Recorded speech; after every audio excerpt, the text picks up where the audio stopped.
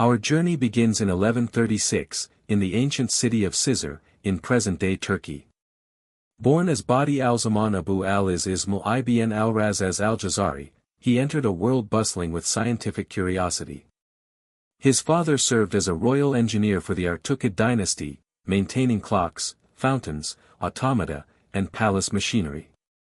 Imagine growing up in a workshop where gears clicked like music, where water flowed through hidden channels, where every corner had a mechanical puzzle waiting to be solved. Young al-Jazari wasn't just fascinated, he was captivated. Even as a child, he preferred tools over toys, mechanisms over games, and ideas over ordinary play. His father noticed.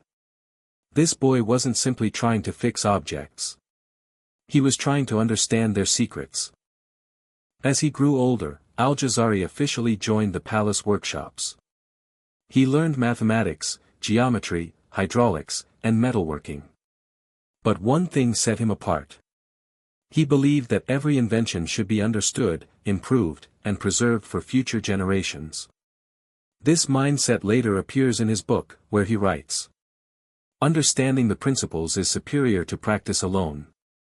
By his early 20s, he had mastered the workshop, and when his father retired, the young al-Jazari became chief engineer of the entire Artukid palace.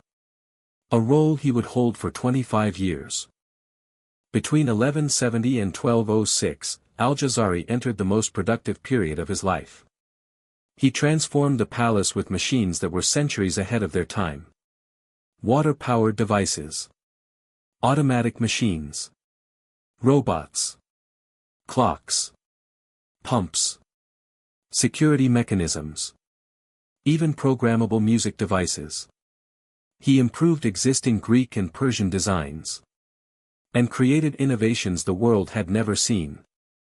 Every machine he built was precisely tested, improved, recorded, and drawn. He wasn't just an inventor. He was the world's first documented mechanical engineer. One of al-Jazari's most iconic works is the elephant clock.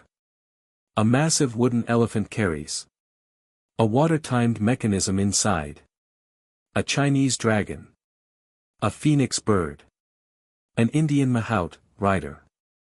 An Egyptian scribe. And Persian carvings. Every culture is represented. Why? Because al-Jazari believed knowledge transcends borders. This wasn't just a timepiece. It was a symbol of global unity. Every 30 minutes, the dragon drops a metal ball into the elephant.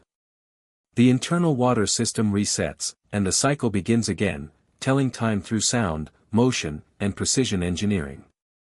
Long before code, before software, before electricity, al-Jazari created programmable machines.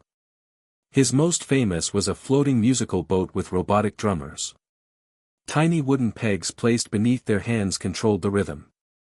Move the pegs, change the beat. That's programmable automation. 600 years before the Industrial Revolution. 800 years before modern robotics.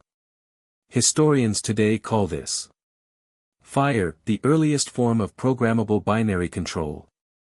One of his most charming inventions was the automated hand-washing machine. A robotic servant held a pitcher. When the user pulled a lever, the robot poured water, handed a towel, and refilled itself. This was medieval smart technology. Even more impressive, the mechanism inside used floats, valves, pressure systems, timed release mechanisms, showing incredible knowledge of fluid dynamics.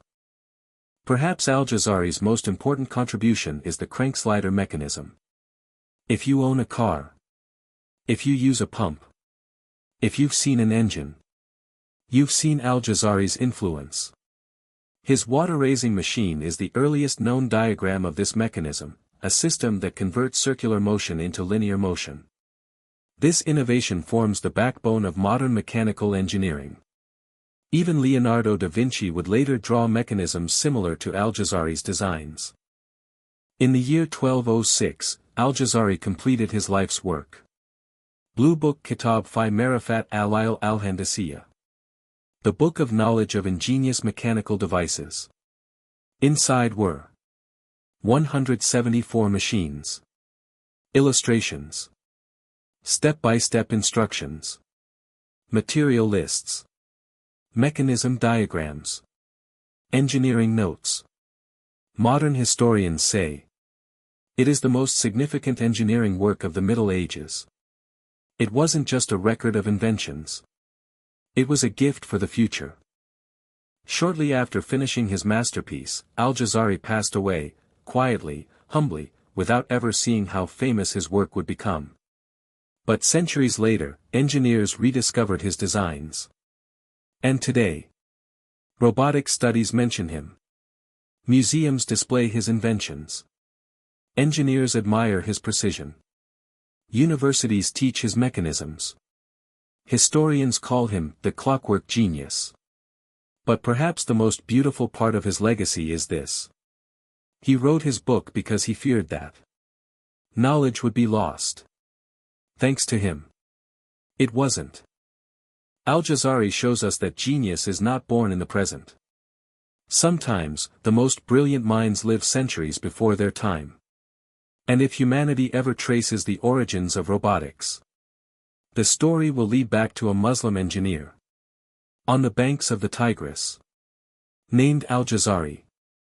Which Muslim scientist would you like to know next? Tell me in the comment below. Thanks for watching.